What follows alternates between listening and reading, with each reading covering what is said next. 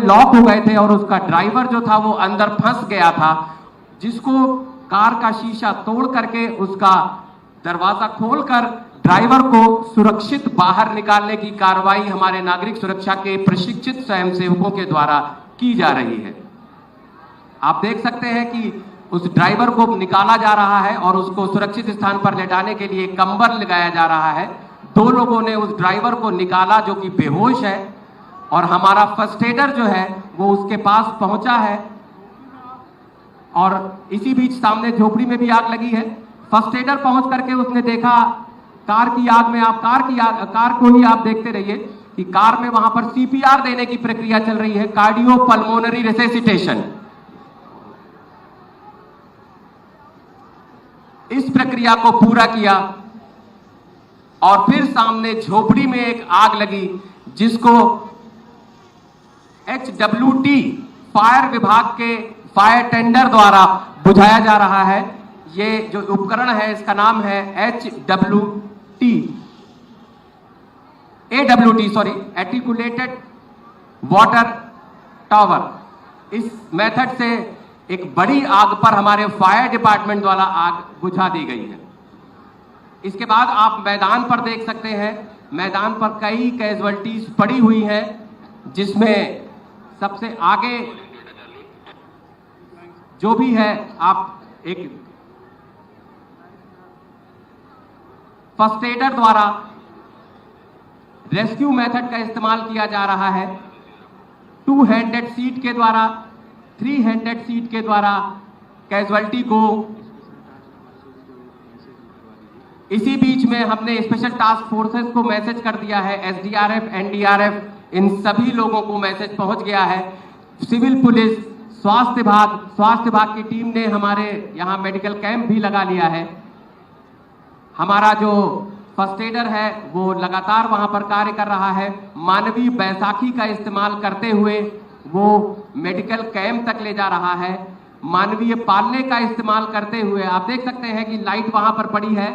एक व्यक्ति है जिसके एक पैर में चोट है और उस चोट को अपने पैर पर लेते हुए, सहारा देते हुए उसको ले जा रहा है। उसके जस्ट पीछे एक छोटे बच्चे को रेस्क्यू किया जा रहा है। मानवीय पालना गोदी में उठा करके उसको ले जा रहे हैं, मेडिकल कैंप तक पहुंचा रहे हैं उसको। इसके बाद 2 हैंडेड सीट के माध्यम से, 2 हैंडेड सीट, ये देखिए 2 रेस्क्यूअर जो है वो अपने 2 हाथों की गद्दी बनाते हैं और विक्टिम को अपने हाथों पर बैठाकर दोनों तरफ कंधों पर हाथ रख करके आसानी से एक जगह से दूसरी जगह विक्टिम को ट्रांसफर करते हैं।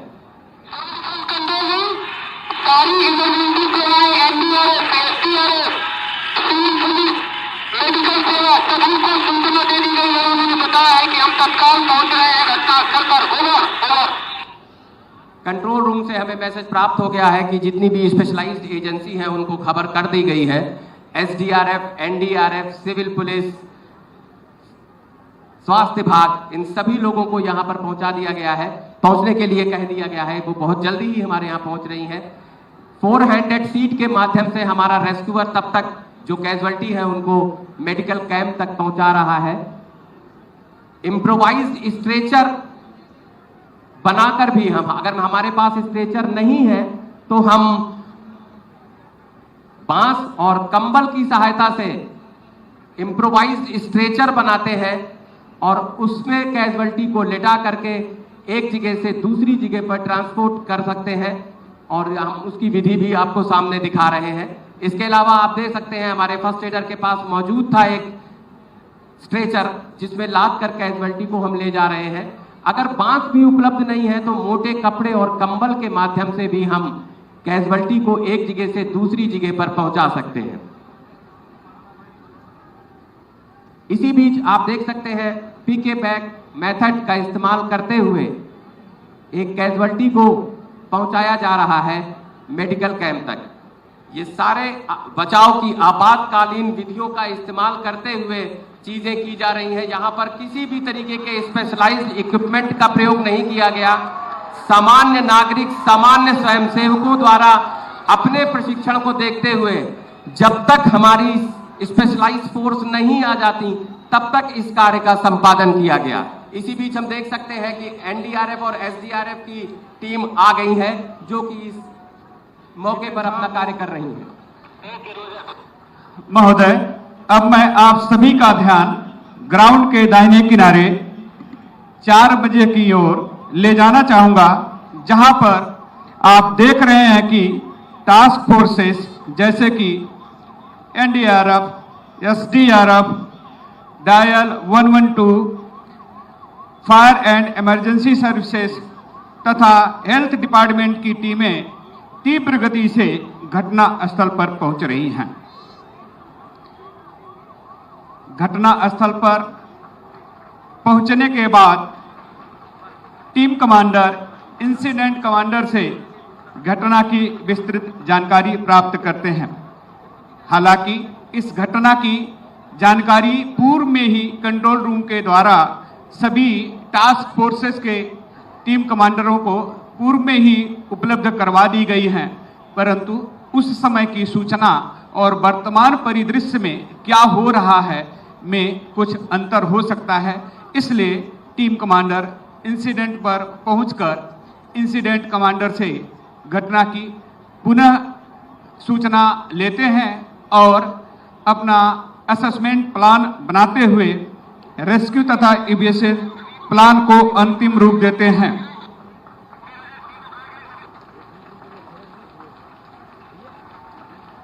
अब मैं आपका ध्यान सामने 1200 बजे की लाइन में ले जाना चाहूंगा, जहां आप देख रहे हैं कि रेस्क्यू फोर्सेस, एनडीआरएफ, एसडीआरएफ, नागरिक पुलिस तथा अग्निशमन की टीमें घटना स्थल पर पहुंच चुकी हैं तथा मलबे में दबे हुए विक्टिमों को निकालने की कार्रवाई कर रही हैं।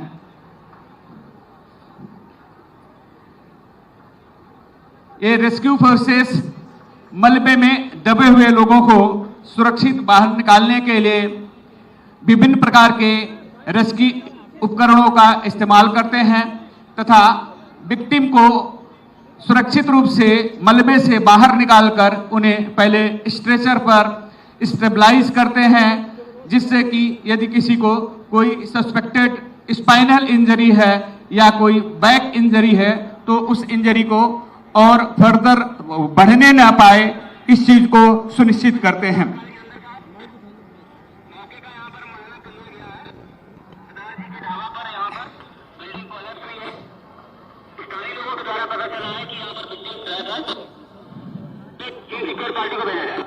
इसी दौरान टीम कमांडर स्थानीय लोग तथा स्थानीय प्रशासन से प्राप्त सूचना के आधार पर जो ध्वस्त बिल्डिंग है उसको सीन सिक्योर करते हैं। महोदय, अब मैं आप सभी का ध्यान सामने 1200 बजे बहुमंजिला इमारत तथा 100 बजे सरदार जी के ढाबा पर ले जाना चाहूंगा, जहां पर आप देख रहे हैं कि एनडीआरएफ की टीम तथा एसडीआरएफ की टीम उन स्थानों पर पहुंच चुकी हैं।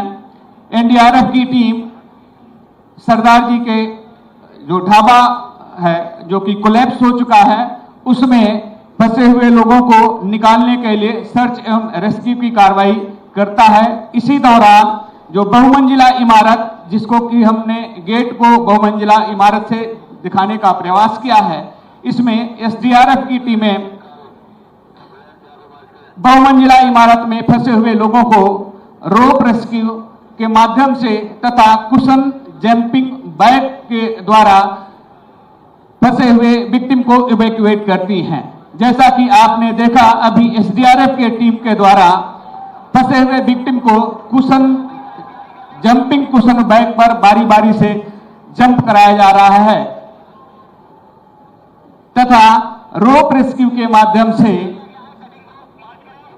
इसी दौरान आपने देखा कि एनडीआरएफ के टीम द्वारा सरदार जी के ढाबा जो कोलैप्स बिल्डिंग है उसमें विक्टिम तक पहुंच के लिए अप्रोच रूट तैयार कर लिया गया है और उसमें फंसे हुए विक्टिम को सफलतापूर्वक बाहर निकाला जा रहा है।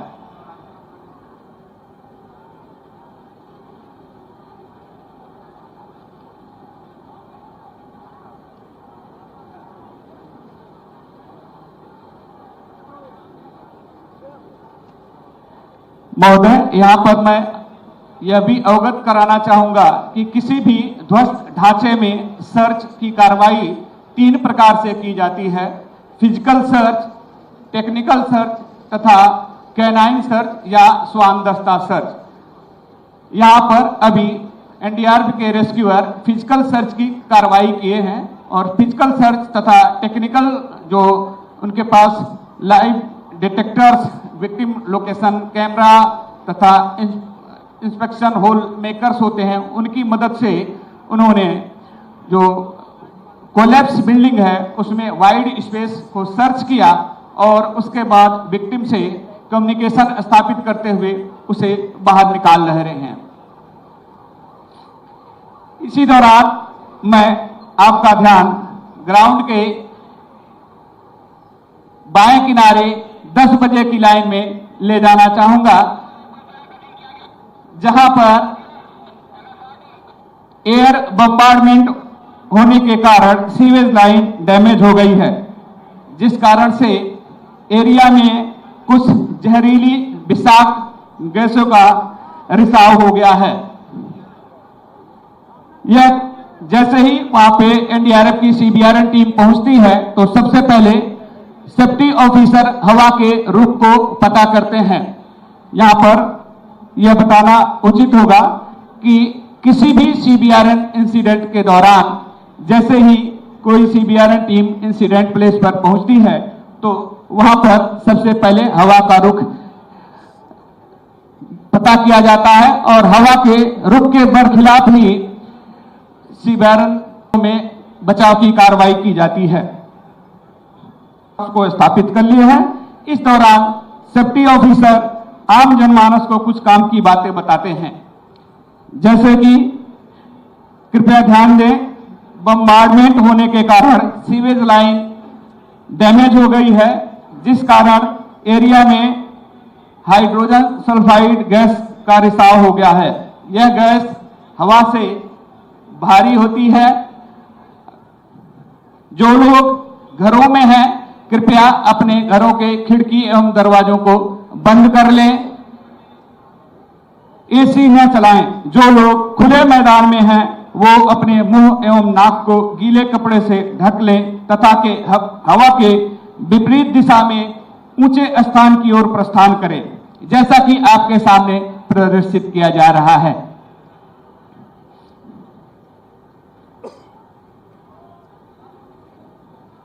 इसी दौरान जो विक्टिम क्रिटिकली इंजर्ड है या जिनके ऊपर केमिकल का ज्यादा प्रभाव है, उन्हें सीबीआरएन टीम द्वारा स्ट्रेचर के माध्यम से बाहर लाया जाता है और उनको प्रोटेक्टिव डीकंटेमिनेशन यूनिट के द्वारा उनको डीकंटामिनेशन किया जाता है।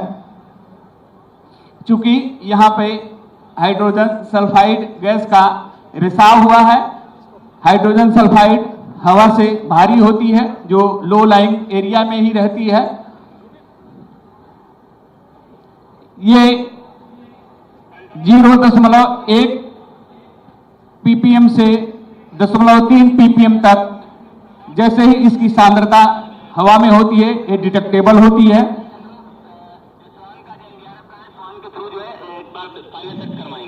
महोदय, अब मैं आपका ध्यान पुनः 1 बजे की लाइन की ओर ले जाना चाहूंगा, जहां पर आप देख रहे हैं कि एसडीआरएफ के श्वान दस्ता द्वारा ध्वस्त ढांचे में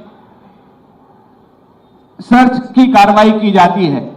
इससे पूर्व टीम द्वारा फिजिकल और टेक्निकल सर्च की कार्रवाई करके विक्टिमों को बाहर निकाल लिया गया है और स्थानीय लोगों द्वारा बताया गया है कि अभी भी इस ध्वस्त इमारत में कुछ लोग फंसे हुए हैं तो उनकी पुष्टि के लिए स्वान दस्ते के द्वारा सर्च की कार्रवाई की जा रही है।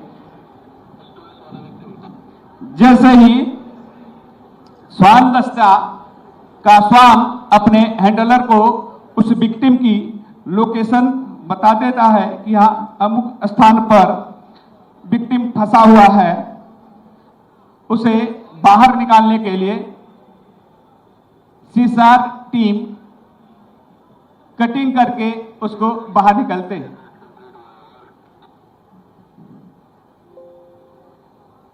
मैं आपका ध्यान पुनः 10:00 बजे रिहायशी इलाके में ले जाना चाहूंगा, जहां पर एनडीआरएफ की सीबीआरएन टीम हाइड्रोजन सल्फाइड से प्रभावित हुए रोगी को बाहर पीपीडीयू पर्सनल प्रोटेक्टिव डिकंटामिनेशन यूनिट के माध्यम से डिकान की कार्रवाई की जा रही है। इस कार्रवाई के अंतर्गत विक्टिम के लक्षण और गंभीरता के आधार पर विभिन्न रसायनों का और विधियों का प्रयोग करते हुए बाहर निकाला जाता है। यह सेटअप प्रदर्शन के लिहाज से लगाया करना है, वरना मास कैजुअलिटी सिनेरियो में प्रशासन की मदद लेकर दमकल गाड़ियों, स्प्रिंकल्स, पोर्टेबल बाथिंग स्टेशन का भी प्रयोग किया जाता है। इसके बाद गंभीर रूप से घायल सीबीआरएन विक्टिम्स को पहले से ही चिन्हित सीबीआरएन फैसिलिटी हॉस्पिटल जैसे केजीएमयू, एसजीपीजीआई में भेजने की कार्रवाई की जाती है।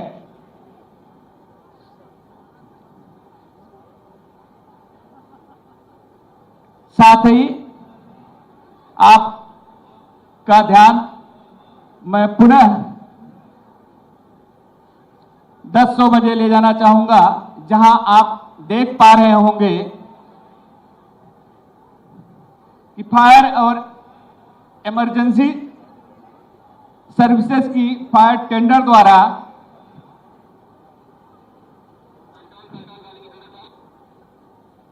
एरिया से कंटामिनेशन को दूर करने के लिए हाई प्रेशर वाटर का छिड़काव किया जा रहा है।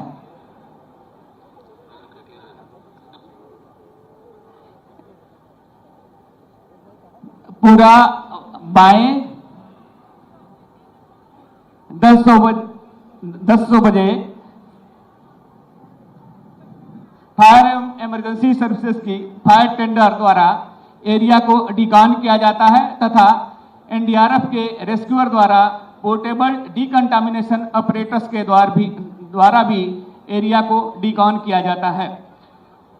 यहाँ पर यह मॉक एक्सरसाइज संपन्न होती है।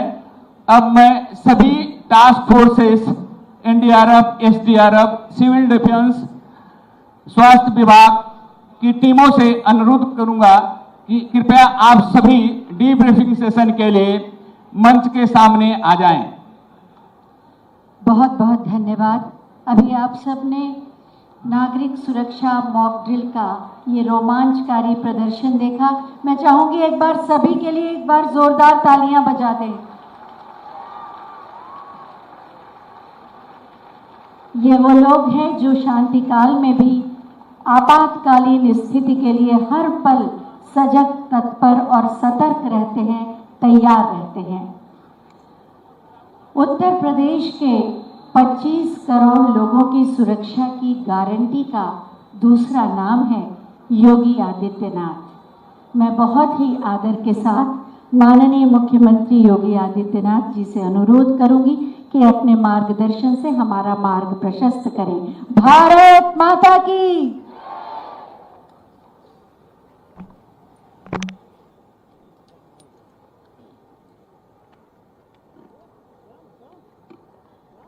नागरिक सुरक्षा मॉक ड्रिल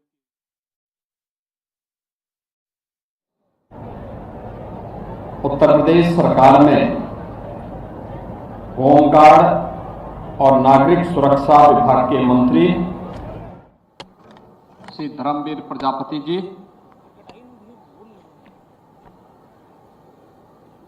समारोह में उपस्थित माननीय विधायकगण, डॉक्टर नीरज वोरा जी, डॉक्टर लालजी प्रसाद निर्मल जी, श्री रामचंद्र प्रधान जी, चौपी श्रीवास्तव जी,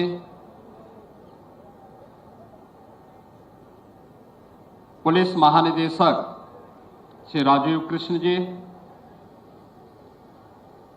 अपर मुख्य सचिव गृह श्री संजय प्रसाद जी,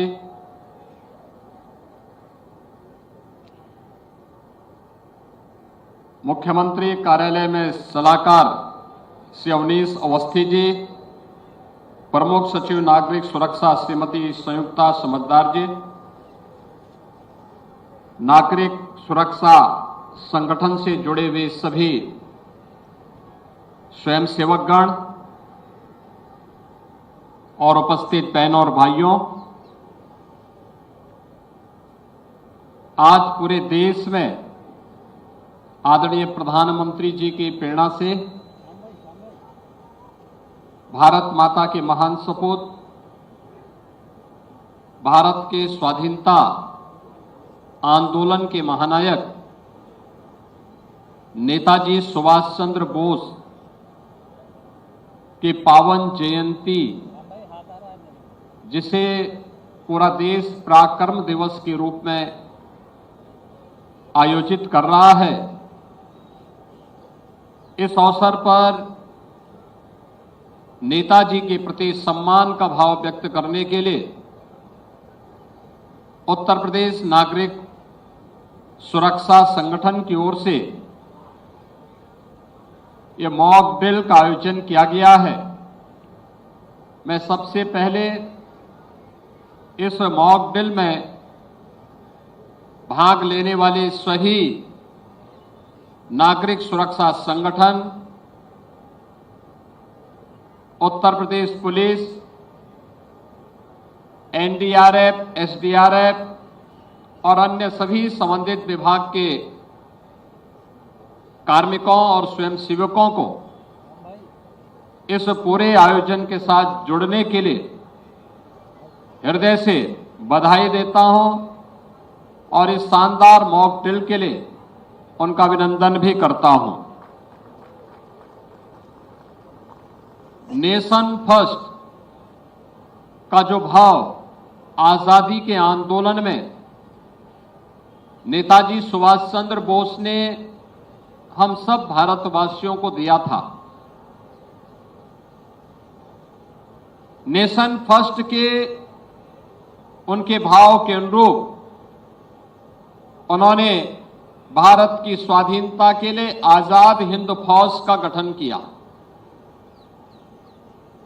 भारत की नारी शक्ति की सामर्थ्य को दुनिया के सामने प्रस्तुत करने के लिए रानी लक्ष्मीबाई ब्रिगेड के रूप में उन्होंने उस समय देश को इस सामर्थ्य से अवगत कराया था। भारत के अंदर हो या भारत के बाहर, जहां कहीं भी नेताजी सुभाष चंद्र बोस रहे, उन्होंने भारत की आजादी के लिए जो योगदान किया, हर भारतवासी उसके प्रति कृतज्ञता ज्ञापित करता है और एक राष्ट्रनायक के रूप में उन्हें अपना सम्मान प्रदान करता है। आज का ये मॉक ड्रिल हम सबको सम और विषम परिस्थितियों के प्रति हमेशा तैयार रहने के लिए प्रेरित करता है।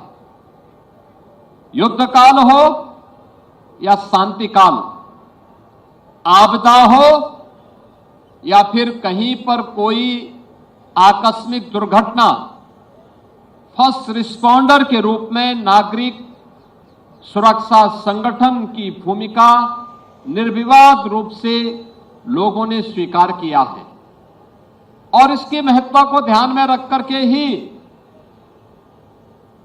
हम लोगों ने उत्तर प्रदेश में सभी 75 जनपदों में नागरिक सुरक्षा संगठन का गठन किया है और मैं धन्यवाद दूंगा नागरिक सुरक्षा संगठन को कि सभी 75 जनपदों में अब नागरिक सुरक्षा संगठन में भर्ती की प्रक्रिया पूर्णता की ओर बढ़ रहा है। सायरन लग चुके हैं और भी इस प्रकार के आज मॉक ड्रिल के कार्यक्रम सभी 75 जनपदों में आयोजित हो रहे हैं। वास्तव में हर कार्य के लिए सरकार पर निर्भरता, यह किसी भी स्वावलंबी समाज का गुण नहीं हो सकता। स्वावलंबन की पहली शर्त होती है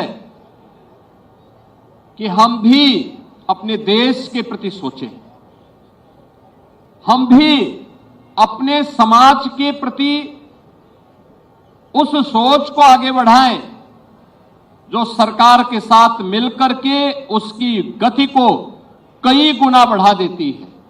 और उसी गति को हम लोग आगे बढ़ाने के लिए नागरिक सुरक्षा संगठन से जुड़े हुए स्वयं सेवकों के माध्यम से इस अभियान को आगे बढ़ा रहे हैं। आज सभी 75 जनपदों में मॉक ड्रिल हो रहे हैं। अब नागरिक सुरक्षा संगठन केवल शांति काल में पर्व और त्योहारों तक ही सीमित नहीं है। पर्व त्योहार हो, बाढ़ या कोई आपदा हो, कोई घटना दुर्घटना हो, किसी बड़े आयोजन में ट्रैफिक व्यवस्था के सुचारू रूप से संचालन में योगदान देने का हो, या अगर देश पर दुश्मन की ओर से युद्ध थोपा गया है तो युद्ध काल में नागरिक समाज की व्यवस्था को संभालने के लिए इस कार्यक्रम को आगे बढ़ाया जा सके, यह भी आज वह इस मॉक ड्रिल के माध्यम से उसने भी यहां प्रस्तुत किया है। अच्छा प्रयास है। यह निरंतर हमारी प्रैक्टिस का हिस्सा बनना चाहिए।